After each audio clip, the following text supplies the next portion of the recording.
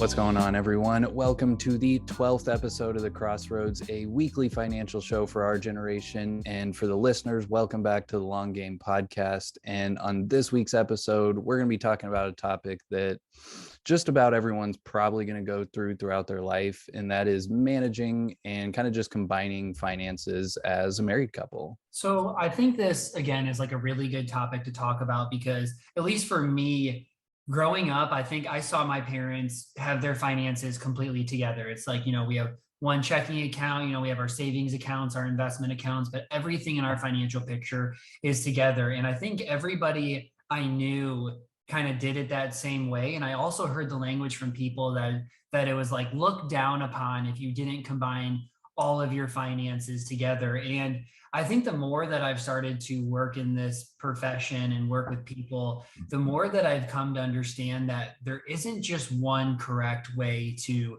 manage your finances as a married couple. Because I think so many people think, well, if they don't have their finances all completely together, well, then they don't trust each other. Or like, why go into a marriage if everything is not equal? But just because you have the same accounts doesn't necessarily mean that everything is equal just because of that. So that's why I think this is like a really good conversation for us to have and topic to talk about. So we're going to go through really like the four main ways to handle finances as a married couple. And I think the easiest one to start with really is just the complete joint finances. This is what I think most people think of when they think of married couple finances. So that's, whether we have two incomes or we have one income, everything goes into our checking account. And then, based on that, we save from there, we pay off debt, we view debt from one person and just combine debt to all just be combined. We just pay for mortgage and utilities and food, and everything is just really our money, our expenses. And that's really like at the basis. I don't know if you have anything to add to that one.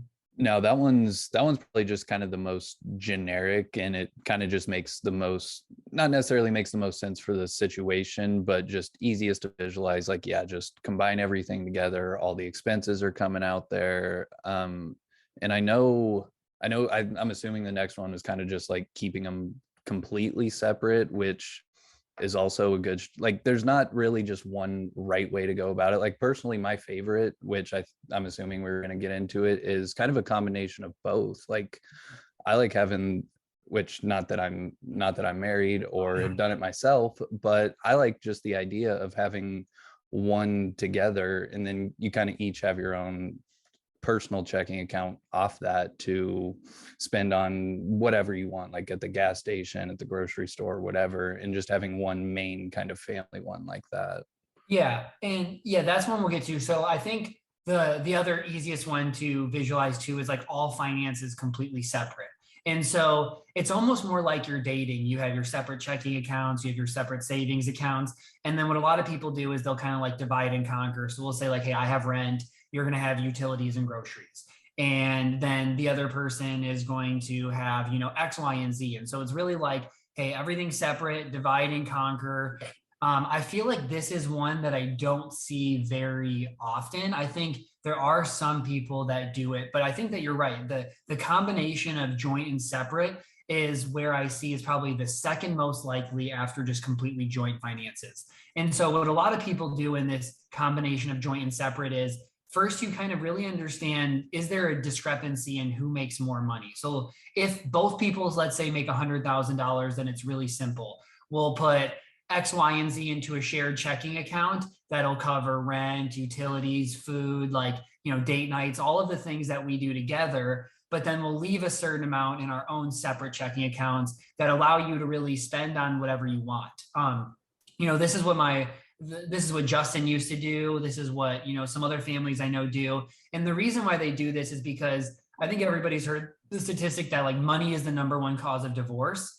And a lot of what people argue about on money is like, well, what are you spending your money on versus what am I spending my money on? And what you're spending money on is wrong. And what I'm spending money on is right. But finance is really not that simple. Like, what seems right to you to spend money on is based on what you value and you enjoy. And then maybe what your wife spends money on is what she values and what she enjoys. And so in this set up with the combination of joint and separate, it really allows you to like cover all of the needs and the things that you do, but then you each get to spend on whatever you want with that free money. But what's important is like the money that you're using in your combined one is like savings and debt and like all, planning for your kids' college and all of those type of things. And then you give yourself, it's almost like an allowance if you think of it like, Yeah. hey, we'll each have $1,000 in our account and you get to spend on that however you want. I'm not going to look how you spend and I'm not going to be upset with how you spend because everything else is accounted for. And then we both get kind of that allotted amount. I think where this one becomes challenging is when you have different income levels. So let's say you make 100, your wife makes 50 or vice versa. Really what most people do is then they make it a percentage. So let's say, hey, I make double than you. So I'll pay double what you pay in rent. I'll pay double what you pay in groceries, and basically it just gets down to, hey, our monthly expenses are $6,000. I'll pay 4,000, you pay 2,000. And then we both get left over with like that same pretty much percentage to spend on the things that we want to spend on. I think like kind of viewing it as an allowance, that makes a lot of sense. And I mean, that's truly kind of what it is. Like if both of the salaries, like maybe you send both of the salaries into that joint checking account and then kind of distribute it out from there, instead of both going into your own personal, then both having to transfer it into the joint, just kind of whatever makes the most sense for your situation. But I think going back to what you were talking about, with kind of like just money being one of the main causes of divorce, and a way to kind of just like mitigate that risk right off the bat is just like having, I mean, you could call it like a financial date night, just like have conversations around just the way you're using money, the way you feel about money, just like things that are going on in your life, maybe upcoming expenses or action items that you need to get taken care of. And I think just having conversations is one of the best ways to just kind of avoid running into money problems in the future, because if you're both laying out everything on the table and actually just talking about it and trying to find solutions to things, like you have a lot better chance to not run into those problems just kind of down the road. Yeah, I agree. And I think there's like the hard part about this is that I think, unless we think we have a spending problem, we view the way that we spend to be right. And we view the way that other people to spend to be wrong. And like, even my girlfriend and I, like, sometimes I'll be thinking about it, like, oh my gosh, she's buying so much clothes. Like, what is she doing? I don't really buy any clothes. But then it's like, that's really how she spends her money on like her wants. And me, I'm like, I might buy a PlayStation or I might buy a TV or like, I might go buy other things that aren't clothes, but I spend a similar amount. But for some reason, I view that to be right because I'm like, well, that's, just clothes and this is this. And I think that's where a lot of problems happen in the relationship. And so like, I really like this combination of joint and separate, but I think the hard part is when you tell a significant other that, they think like, oh, what, our money is not together or blah, blah, blah. And I think it really comes down to explaining it of like, it really isn't separate. It's how about we just put money into a shared account and then we give ourselves each, based on all of the other goals we've accomplished, we each get $500 a month to spend on whatever we want. And, you could accomplish that same thing by leaving the money in separate, but I think it could help alleviate fights and problems by just kind of having that money set aside and not really having to worry about it and know like, hey, that's how much I get to spend. If I spend less, then my next month I could have 800, or and just really play it out like that. And I really like that. I don't push that upon people, but I feel like in my head, that just makes a lot of sense.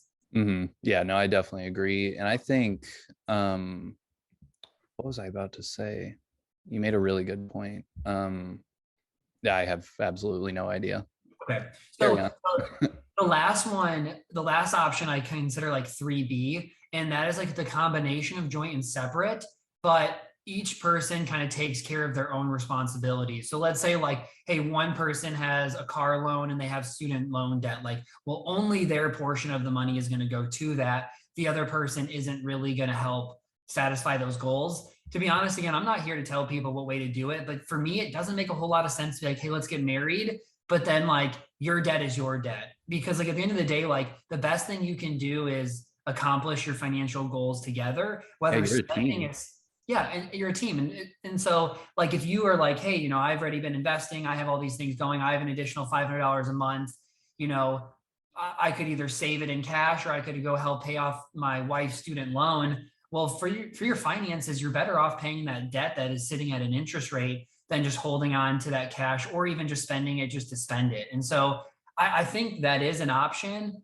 I don't really think that option is best. And again, I don't really want to tell people how to do it, but in my mind, the more that I've learned about it, the more that I've helped clients work on it, like most people do choose completely joint finances. I'd say is maybe like 60 to 75%. And then almost all of the rest do combination of joint and separate. And so you're kind of allowed to spend on the things that you want. And then those are the two that I've found to really have the most success with clients. Yeah, now that I think about it, I don't know if I've ever really heard anyone talk about just having it completely separate, like not a single joint together. You split all the bills just kind of on paper and then you go pay them yourself. Like I've never really seen that, and I definitely lean towards those two options for sure. And then I would say like some other things to keep in mind, just like as you get married, are like updating beneficiaries on accounts and things like that. And one of the biggest that I think gets overlooked a lot is changing your tax withholdings, like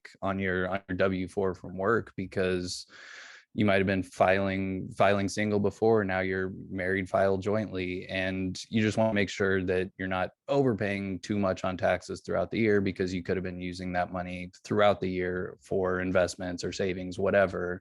But those were just two additional things I wanted to add. Yeah, I think that's a good point. I think like just to go along with it. So this is really how you separate your accounts, manage your money together. But like once you do get married, yes, what you just said is right. The other thing is like, hey, go create those accounts together. Obviously, like a lot of them, you want to have your marriage license before you go do that. Like now that you're married, you probably want to go update your estate planning documents just to help ensure like, hey, if anything happens to me, I know what would go to now my wife. And a lot of people don't put their wife on their life insurance policies or their investment accounts until they're married. So, those are all things that you really do want to get done once you're married. But I don't really think I have anything else to add on that today.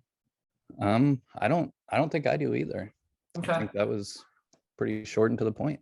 Yeah, and I think, we answered kind of what the reader question was as we went throughout it, because we've had a question of like, what is the best way to manage finances as a married couple? And I think there really isn't a best. I think we can tell you what we've seen work most often. But again, we don't know you and their situation enough to tell them, hey, you should do this one or you shouldn't do it. But I think just understand that, money is really complex. It can cause a lot of problems. And, it's not going to go perfect your way. It's not going to go perfect your wife's way. Like what you need to do is figure out how do we kind of meet at that middle ground and think of our money together and how we can accomplish our plan together, even if that has some separation. Yep. So thank you everybody for listening again today. Again, if you ever want any help working on your financial plan and merging your finances together or how to keep them separate, we'd love to be your partner in this. So again, thanks for listening, rate, subscribe, and we'll see you back next week.